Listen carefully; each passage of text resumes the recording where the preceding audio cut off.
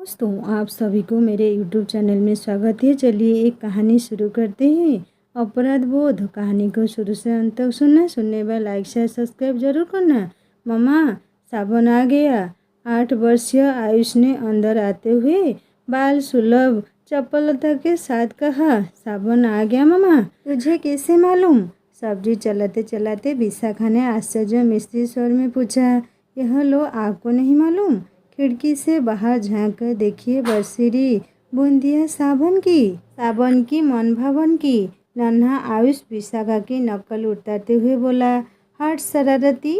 विशाखा की मीठी झिड़की सुनकर अबोध आयुष सावन की सुखद सलोनी रिमझिम फुहारों का आनंद लेने लग गया, किंतु वह सोच में डूब गई। यह सच है कि उसे यह गाना अत्यंत ही प्रिय है तथा पिछले कुछ दिनों से सोते जागते उठते बैठते न जाने क्यों अनायास ही यह गाना उसके लंबों पर थिरकने लगता है, किंतु उसके हृदय का मासूम टुकड़ा उसका बेटा आयुष उसकी प्रत्येक हरकत और व्यवहार का इतनी बारीकी से अवलोकन करता रहता है, इसका पता उसे आज ही लगा।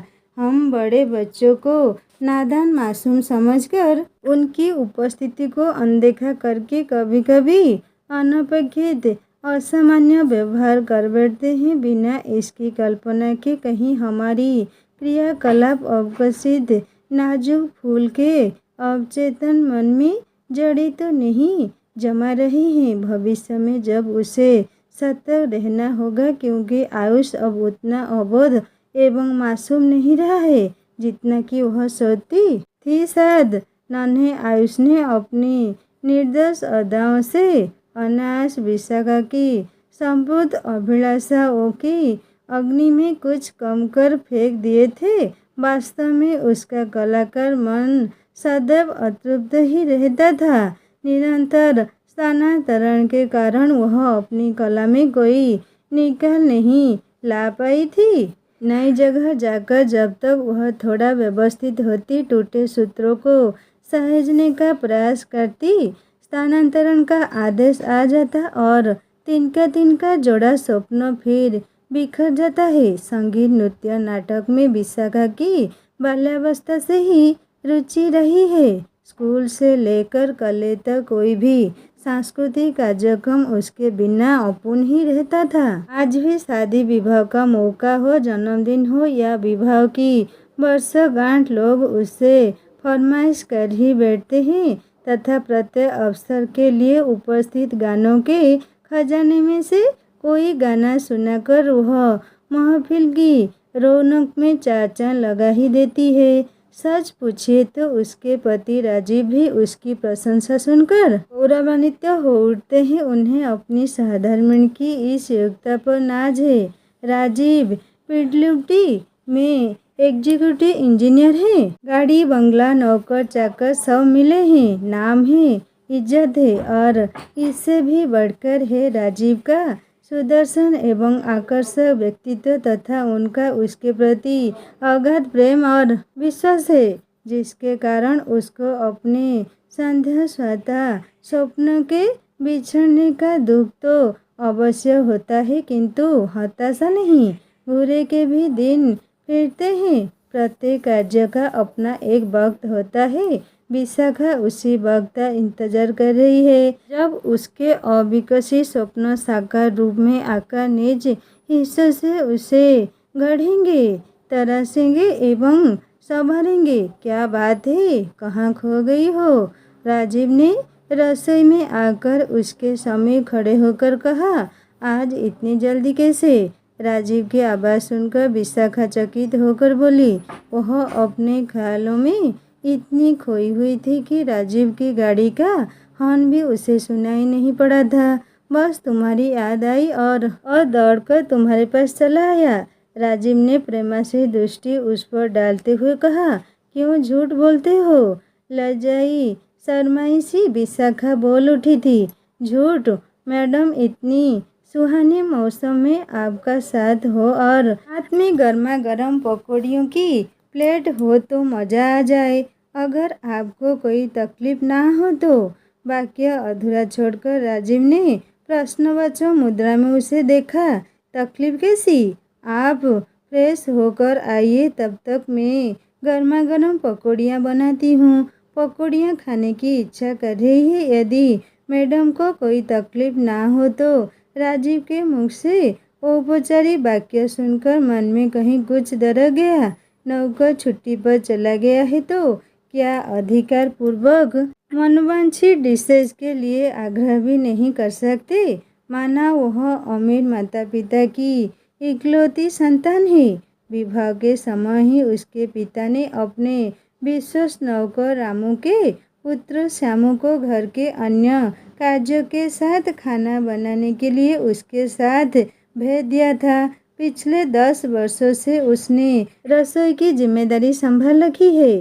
पिछले हफ्ते ही वह अपने विवाह के लिए 1.5 महीने की छुट्टी लेकर गया है। ऐसा नहीं है कि वह खाना नहीं बनाती या उसे खाना बनाना नहीं आता। विशेष अवसरों पर उसके बनाए व्यंजनों की लोग भरपूर प्रशंसा करते रहे हैं, लेकिन न जाने क्यों खाना बनाना उसे सदा ही नीरस लगता है। आज राजीव का संकोच मिश्रित स्वर उसे चौंका गया था। कहीं यह दाम्पत्य जीवन में आई आंधी का सूचक तो नहीं? तुरंत ही मन में अनपेक्षित उभर कर आई भावनाओं को उसने यह सोचकर झटकने का प्रयास किया कि भविष्य में रसोई की जिम्मेदारी भी वह स्वयं संभालने का प्रयास करेगी, क्योंकि इंसान के मन को जीतने का एक रास्ता पेड़ से होकर भी जाता है। राजीव के फ्रेश होकर आते ही उसने राजीव के मनपसंद प्याज के पकोड़े हरे धनिए की चटनी के साथ परोस दिए। मम्मा, आपके हाथ के बनी पकौड़ी खाकर तो मज़ा ही आ गया। मन कर रहा है कि बनाने वाले का हाथ ही चूम लूं। आयुष ने प्रसन्नता व्यक्त करते हुए राजीव के अंदाज में कहा। आयुष का वाक्य एवं अंदाज देखकर राजीव भी चौंक गए तथा इशारे से पूछा कि माजरा क्या है। उसकी अनभिज्ञता का पर आयुष का समर्थन करते हुए बोले, अच्छे क्यों न लगेंगे बेटा, इसमें तुम्हारी मम्मी का प्यार जो मिला हुआ है। बेटा, यदि तुम कहोगे तो रोज ही पकोड़े बना दिया करूँगी। वैसे भी इन सब चीज़ों को खाने का मज़ा इसी मौसम में ही है। एक बार फिर सिद्ध हो गया था कि आयुष का कथन अनजाने में उनके द्वारा किए गए व्यवहार का ही प्रतिफल है। विशाखा ने सोचा इस संदर्भ में वह राजीव से बात करेगी। आमोद प्रमोद युक्त वचनों के मध्य नाश्ते का आनंद ले ही रहे थे कि फोन की घंटी टनटना उठी। फोन विशाखा नहीं उठाया। लेडीज क्लब की सेक्रेटरी श्रीमती राय चौधरी की आवाज़ थी। विशाखा जी, इस वर्ष सावन संध्या के अवसर पर सांस्कृतिक कार्यक्रम का आयोजन किया जा रहा है। कार्यक्रम के निरूपण के लिए मीटिंग लेडीज क्लब में हो रही है। मैडम का आग्रह है कि आप अवश्य आए, लेकिन मैं तो कार्यकारिणी समिति की सदस्य नहीं हूँ। मैं जानती हूँ, किंतु मैडम का कहना है इस बार आपको ही प्रोग्राम का चयन, निर्धारण एवं संचालन करना है। विशाखा को अभी इस शहर में आए मात्र 4 महीने हुए हैं। कुछ विशिष्ट अवसरों पर उसकी गहन प्रतिभा को देखकर शायद कार्यक्रम के निर्धारण एवं संचालन की जिम्मेदारी उसे सौंपी जा रही है। सांस्कृतिक कार्यक्रम की सेक्रेटरी श्रीमती भाटिया बड़ी तेज तर्रार एवं घमंडी महिला है। यद्यपि वह गाती अच्छा है, किंतु उसके आने के पश्चात उनको अपना नंबर बनकर सिंहासन हिलता प्रतीत होने लगा है। अतः जब तक जाने अनजाने उससे अकारण तकरार कर बैठती है, उसके शांत एवं सहनशील व्यवहार के कारण अब तक अप्रिय स्थिति टलती रही है, किंतु क्लब के कार्यक्रम में वह उसका हस्तक्षेप शायद सहन न कर पाए। क्या हुआ? किसका फोन था? उसे ध्यान मग्न देखकर राजीव ने पूछा। तुम स्वयं तो जा नहीं रही हो, तुम्हें बुलाया जा रहा है, अतः हस्तक्षेप का प्रश्न ही नहीं उठता। समस्या बताने पर राजीव ने प्रतिक्रिया व्यक्त की। आप नहीं जानते श्रीमती भाटिया को तो मना कर दो। लेकिन मैडम, मिसेस नागपाल, जिलाधीश की पत्नी को मना करना उचित नहीं होगा। अगर ऐसा है तो स्वीकार कर लो चुनौती को। काम निकालना भी एक कला है। अपनी वाक्पटुता, सहनशीलता तथा चातुर्य से विपक्षी के हृदय को जीतकर आसानी से अपना बनाया जा सकता है। वह भी ऐसा विरोधी जो ईर्ष्या रूपी नाग के चंगुल में फंसा श्री विरोध करना ही अपना व्यय समझता हो। याद रखो, ऐसे लोग प्रशंसा के भूखे होते हैं। थोड़ी सी प्रशंसा भी उनके शो को संतुष्ट कर सकती है। हो सकता है प्रारंभ में तुम्हें समझौते करने पड़े, लेकिन अंततः तुम महसूस करोगी कि विजय तुम्हारी हो रही है। विशाखा दूसरे दिन 11 बजे लेडीज क्लब पहुंची तो उसे देखकर सभी चौंके, किंतु उसे देखकर श्रीमती नागपाल ने कहा, आइए आइए, आपका ही इंतजार हो रहा था। श्रीमती नागपाल की बात सुनकर अनेकों चेहरों पर उगए प्रश्नों का समाधान हो गया। फिर श्रीमती भाटिया को संबोधित करते हुए बोली, श्रीमती भाटिया, आपको इनसे कार्यक्रम के आयोजन से सहयोग मिलेगा। आप तो जानती ही हैं, यह न केवल अच्छी गायिका है वरना गीतिकार भी है। लगभग 1 घंटे चली बैठक में स्वागत, सजावट, जलपान के लिए विभिन्न महिलाओं के नेतृत्व में कमेटियों का गठन किया गया। श्रीमती भाटिया एवं विशाखा को कार्यक्रम के निर्धारण की जिम्मेदारी सौंपी गई तथा मंच संचालन के लिए विशाखा को आग्रह मिश्रित आदेश दिया गया। सुबह 11 बजे से शाम 5 बजे तक कार्यक्रमों का रिहर्सल करवाने के लिए क्लब में रुकना पड़ता था। श्यामू भी नहीं था। सुबह नाश्ता करके राजीव ऑफिस चले जाते थे तथा आयुष स्कूल। दोपहर का खाना विशाखा हॉटकेस में रख देती थी। निरंतर स्थानांतर के कारण नौकरी तो वह कर नहीं पाई थी, पर व्यक्तित्व के विकास के नाम पर हो रहे इस आयोजन में घर और परिवार के साथ सामंजस्य बिठाने का पूर्ण प्रयास कर रही थी। कब समाप्त होगी तुम्हारी यह सावन संध्या? एक दिन ऑफिस से जल्दी आए राजीव आयुष को बरामदे में अकेले बैठे इंतजार करते देखकर झुंझला उठे थे तथा विशाखा के आते ही उसकी बेवजह की व्यस्तता के लिए एटम बम की तरह क्रोध का गोला फूटी पड़ा था।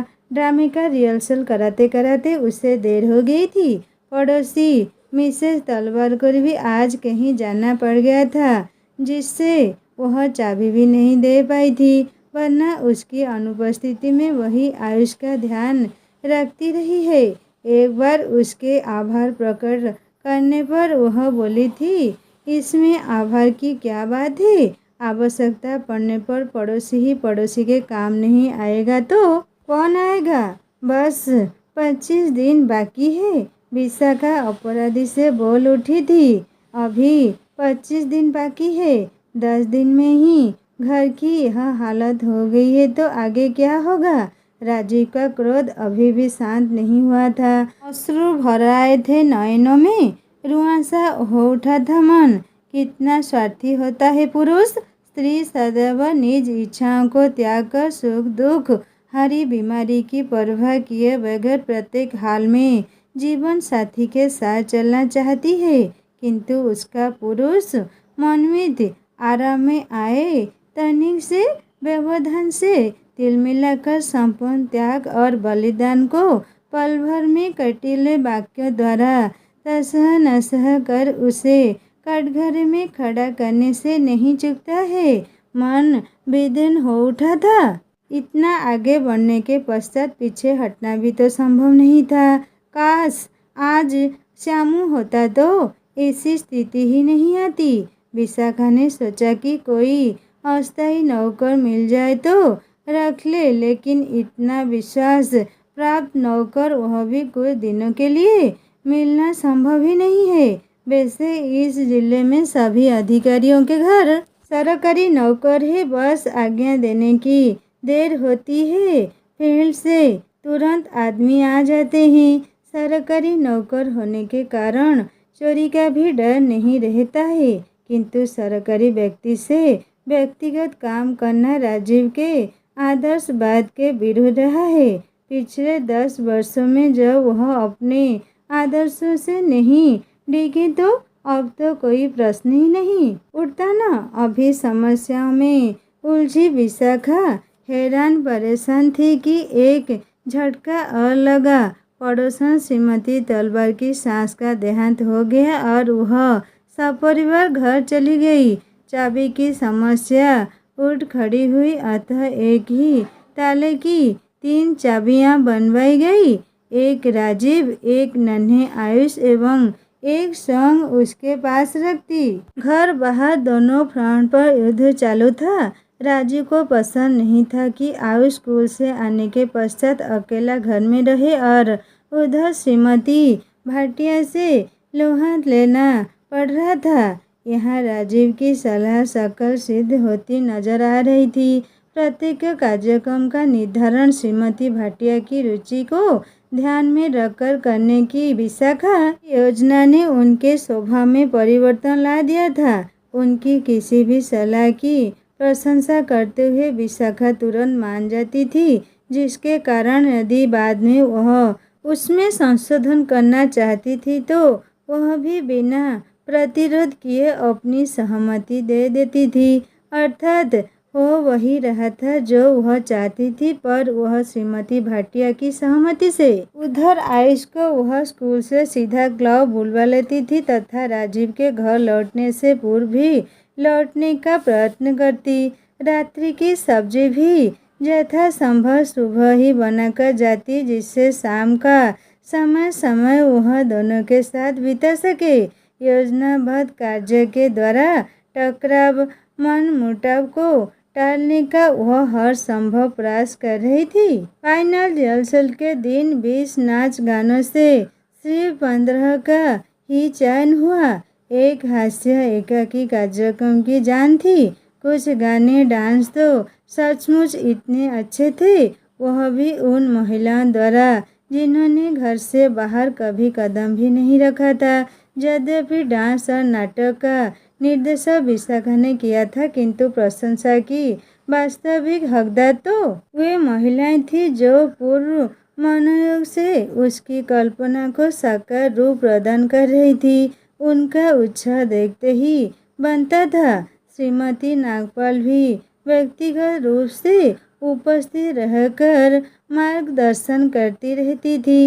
यदि कहीं किसी में तनाव होता या अहम से अहम टकराते तो वह अपनी वाक्पटुता, चातुर्य एवं निष्पक्ष निर्णय से सबकी समस्याएं सुलझाकर वातावरण को सहज बना देती थी।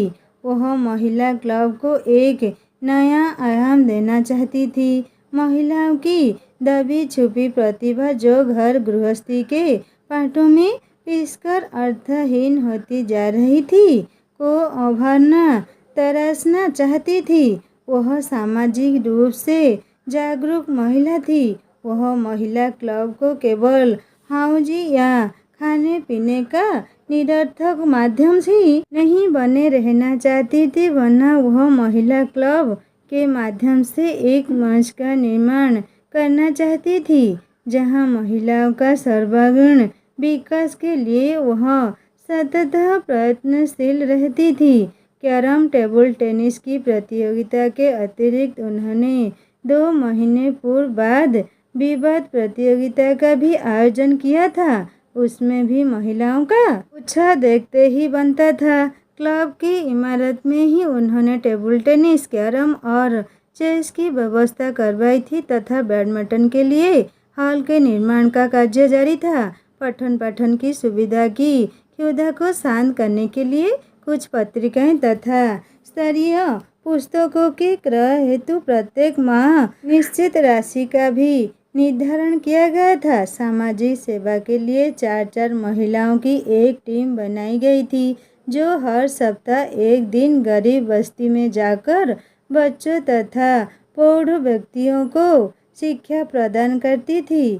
उनके इन कार्यों की कुछ लोग प्रशंसा करते थे तथा कुछ लोग अपनी आदत अनुसार कमियां निकालने में कोई असर नहीं छोड़ते थे।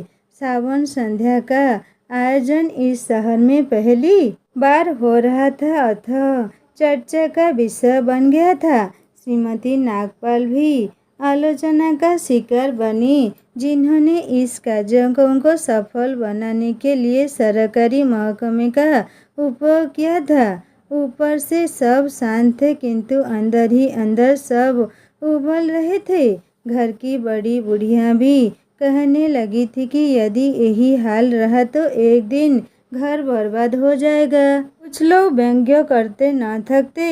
वह इस उम्र में इस औरतों को न जाने क्या सूझी है जो बच्चों को नौकरों के हाथों में संपूर्ण कर नाच गाने में लगी हुई है। एक दो को छोड़कर सभी बेख्याले हुए थे किंतु व्यवस्था अपनी पत्नियों की महत्वाकांक्षाओं के आगे विवश थे। पत्नियां जो कुछ करना चाहती थी उनके लिए अपनी कला और क्षमता को दिखाने का स्वर्णिम अवसर था और वह इसमें जी जान से लगी हुई थी। समस्या एकांकी को लेकर थी। सभी मुख्य भूमिका निभाना चाहते थे। जिसकी कम भूमिका थी उसके संवाद बढ़ाकर भूमिका में जान डाली गई। इस भूमिका को भी विशाखा ने सहजता से निभा लेगी।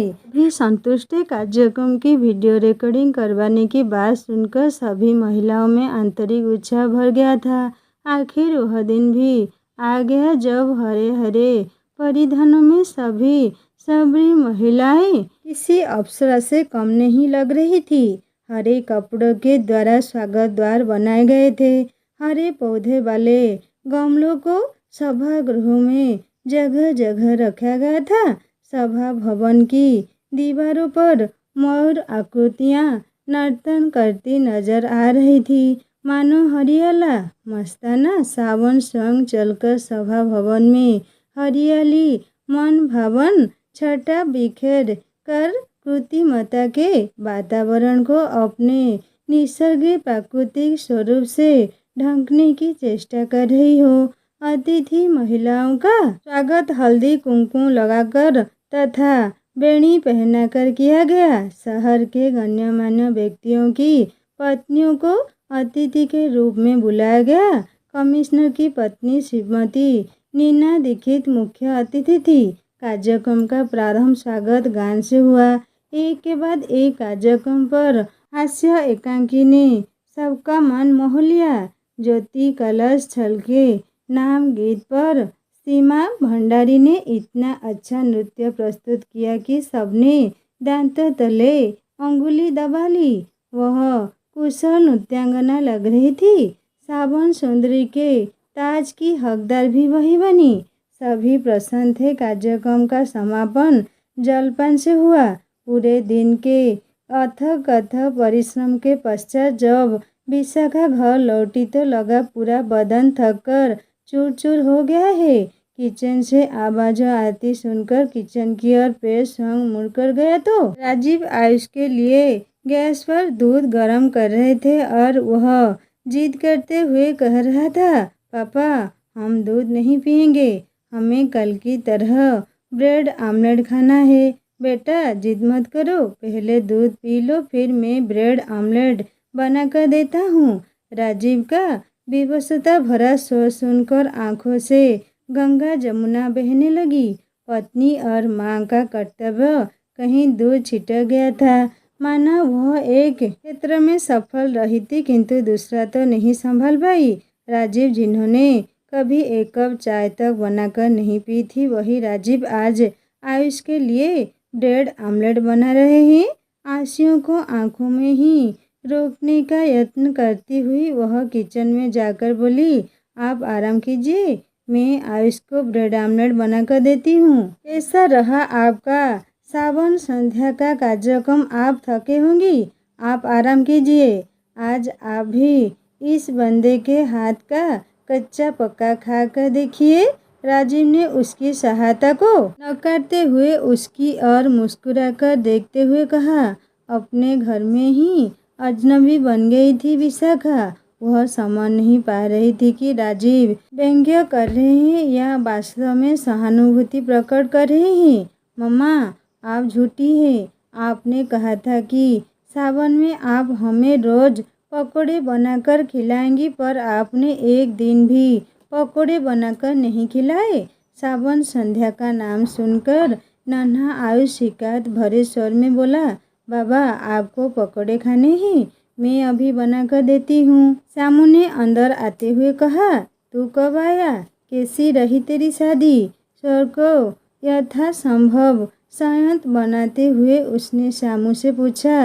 यद्यपि बेटे का शिकायती स्वर जहन में तीर की तरह दंशित किए जा रहा था, आंखों में आंसू भर आए थे, किंतु वह कहाँ गलत थी?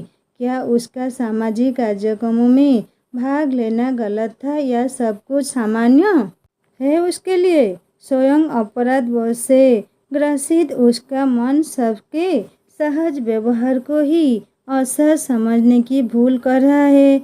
लेकिन अपराध बोध क्यों और किस लिए? जब पुरुष काम के सिलसिले में घर से बाहर कई कई दिनों तक रहता है, तब तो उसे कोई अपराध बहुत दंशित नहीं करता, फिर एक स्त्री ही क्यों समय घर से बाहर रहने पर स्वयं को अपराधी मान बैठती है?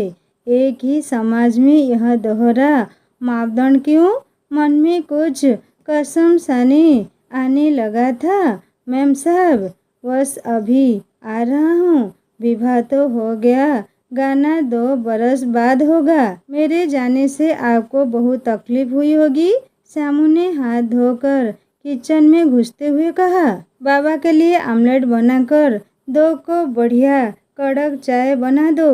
तुम भी थके होगे, जाकर आराम करो। आज हम सब बाहरी खाना खाएंगे और तुम्हारे लिए पैक करा कर ले आएंगे। राजीव जो बात बात पर पार्टियां देकर अपनी प्रसन्नता प्रकट करते थे, वे ने उसने व्यथित हृदय को प्यार भरी बातों से सहलाने की चेष्टा करते हुए कहा, हिप्पी भूरे, यू आर ग्रेट डैड। खूब मज़ा आएगा। मैं जल्दी से होमवर्क कर लेता हूँ। प्रसन्नता से लगभग नाचते हुए आयुष ने कहा तथा वह अपने स्टडी रूम में चला गया। क्यों चेहरे पर 12 बज रहे हैं मैडम? आज तो आपको प्रसन्न होना चाहिए। आपका कार्यक्रम सफल रहा, जिसके लिए आप महीने भर से परिश्रम कर रही थी। आयुष के जाते ही राजीव ने उसको बेडरूम में खींचकर आंख में भरने का प्रयास करते हुए कहा, लेकिन आपको काम करना पड़ा। कहते हुए विशाखा का स्वर दयनीय क्यों आया था। काम करना पड़ा तो क्या हुआ? रोज तो आप करती ही हैं। 1-2 दिन मैंने कर लिया तो इसमें इतना सोचने की क्या बात हो गई? कम से कम ब्रेड आमलेट तो बनाना सीख गया। कभी वक्त ज़रूरत पर फिर काम आएगा। कहते हुए राजीव के हाथों का बंधन कसता जा रहा था।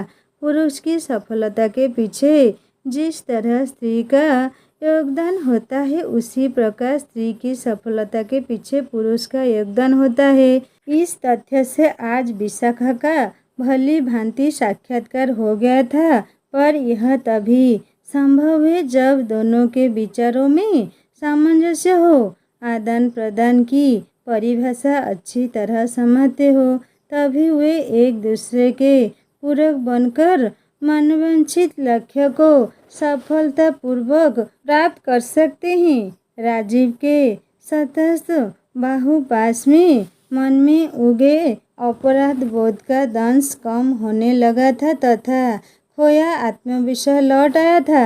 विशाखा को लग रहा था कि उसके घर सावन आज ही आया है। अब तक मई जून की उमस भरी हवाओं ने घर का सुख चैन छीन रखा था। सचमुच मेघ आए या ना आए, पपीहा बोले या ना बोले, जब भी तन मन खुशियों से भर उठे, वही दिन, वही रात, वही महीना सावन है। दोस्तों, कहानी को यहीं पर ख़त्म करती हूँ।